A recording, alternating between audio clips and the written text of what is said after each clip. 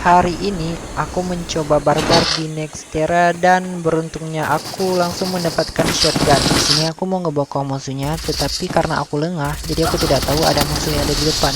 Karena mau mampus, jadi aku cepat-cepat kabur untuk mencari tempat yang aman.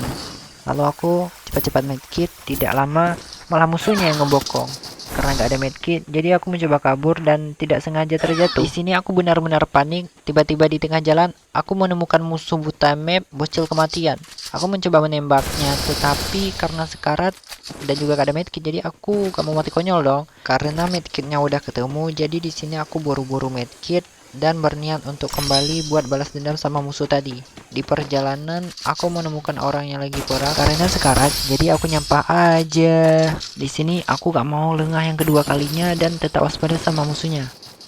Gak lama setelahnya, bener aja dong, tiba-tiba musuhnya datang. Akhirnya kita bisa balas dendam. FF kok balas dendam.